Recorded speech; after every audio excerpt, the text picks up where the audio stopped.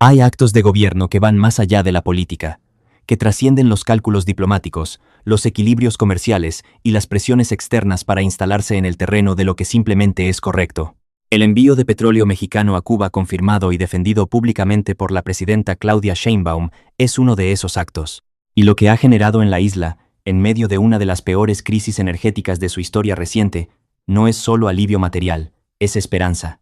Es la certeza de que alguien, al menos alguien, no ha cerrado los ojos ante el sufrimiento de un pueblo entero. Para entender el peso de este gesto, hay que entender primero el contexto en que llega. Cuba atraviesa una emergencia energética sin precedentes en décadas, cortes de electricidad que se extienden por horas y en algunos casos por días completos, hospitales operando con generadores al límite, familias cocinando con leña porque no hay gas, niños estudiando a la luz de velas en un país que, hace no tantos años, presumía de uno de los sistemas de educación más sólidos del hemisferio. Esta es la realidad cotidiana de millones de cubanos bajo el peso de un bloqueo económico que lleva más de 6 décadas vigente y que la comunidad internacional condena en las Naciones Unidas año tras año, sin que la condena se traduzca en acción concreta. El petróleo que llegó cuando más se necesitaba, en enero de este año, el buque petrolero Ocean Mariner entró a la bahía de La Habana con 86,000 barriles de combustible procedentes de México.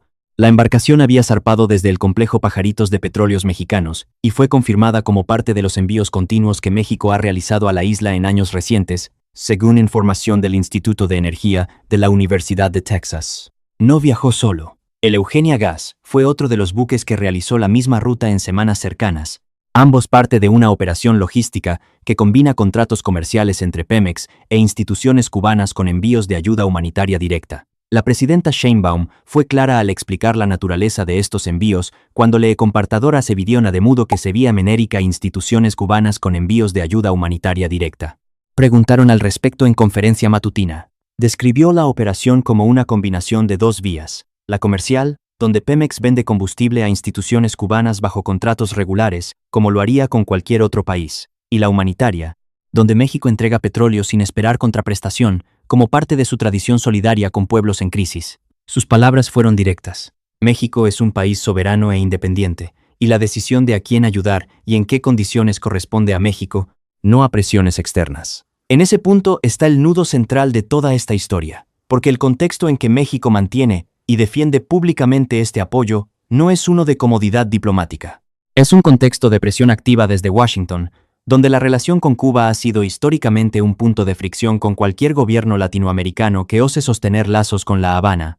La administración estadounidense ha intensificado en los últimos meses su vigilancia sobre las operaciones comerciales, bancarias y financieras vinculadas a Cuba, según denunció la embajadora cubana en México, Joana Tablada de la Torre. A pesar de ello, la postura del gobierno mexicano no se ha movido.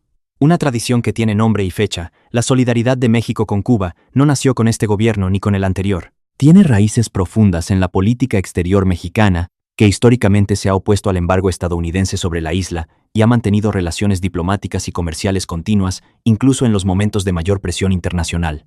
México fue uno de los pocos países del continente que nunca rompió relaciones con Cuba tras la Revolución de 1959, cuando el aislamiento diplomático de la isla era prácticamente total en el hemisferio. Esa continuidad no es casualidad.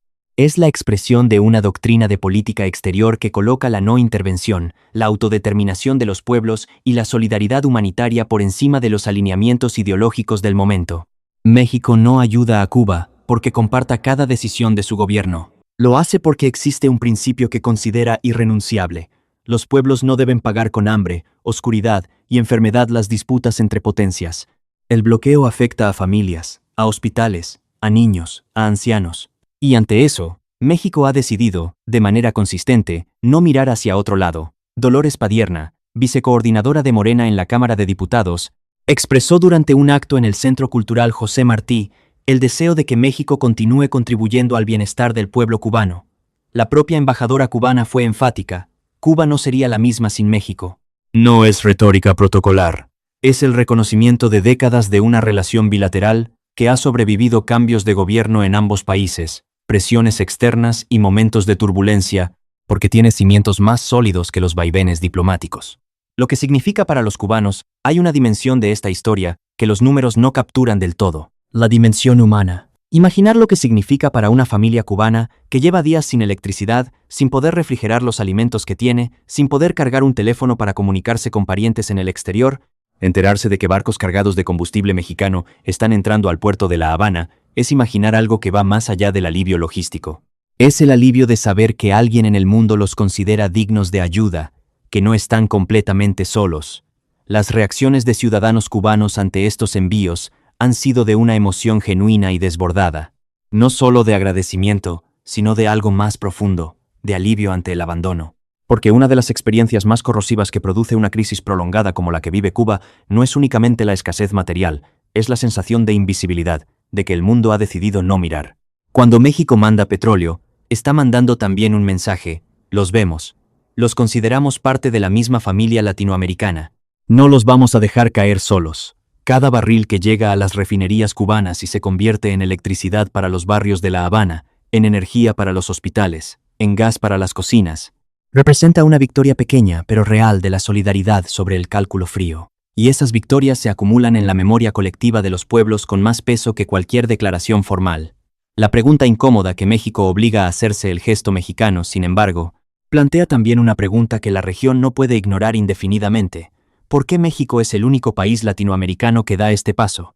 Brasil, Argentina, Colombia, Chile, todos países con los recursos y el peso político suficientes para marcar una diferencia en la crisis cubana, se mantienen al margen. La respuesta que suele darse en los círculos diplomáticos es siempre la misma: la situación es políticamente complicada, hay que cuidar las relaciones con Washington, el perfil interno de cada gobierno no permite ese tipo de gestos.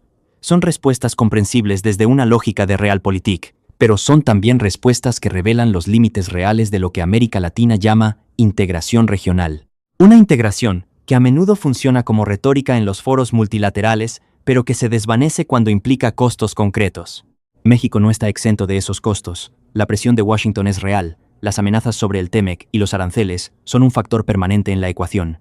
Y aún así, la postura no ha cambiado. Eso es lo que hace que este episodio trascienda la coyuntura. No es solo una decisión de política exterior sobre Cuba, es un ejemplo de lo que significa ejercer la soberanía, cuando hacerlo tiene un costo real. De lo que significa mantener principios cuando la presión para abandonarlos es constante y proviene de un actor con poder suficiente para hacer sentir su incomodidad de múltiples formas. Soberanía como acto, no como discurso.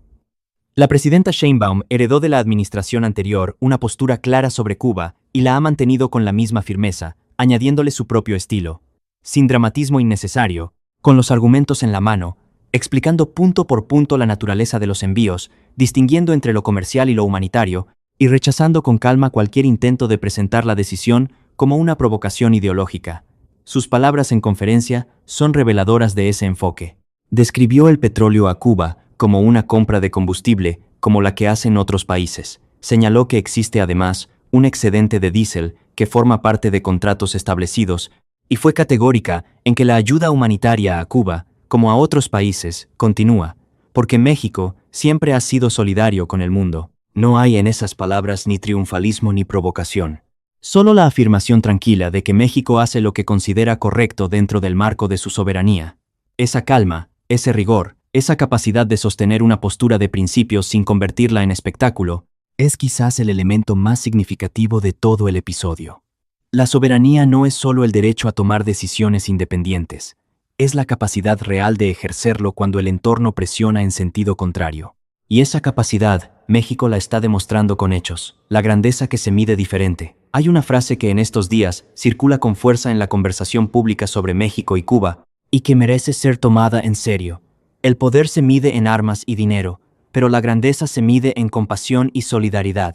No es solo una frase emotiva, es una distinción analítica relevante sobre los dos tipos de influencia que un país puede proyectar al exterior. México no tiene la capacidad militar ni el peso financiero de las grandes potencias, pero tiene algo que no todos los países poseen: una tradición histórica de abrir puertas cuando otros las cierran, de tender la mano cuando el cálculo político aconsejaría cerrarla, de recordar, cuando el mundo parece haber olvidado, que del otro lado de las estadísticas hay personas con nombre, con familia, con la necesidad básica de ver encendida la luz en su casa.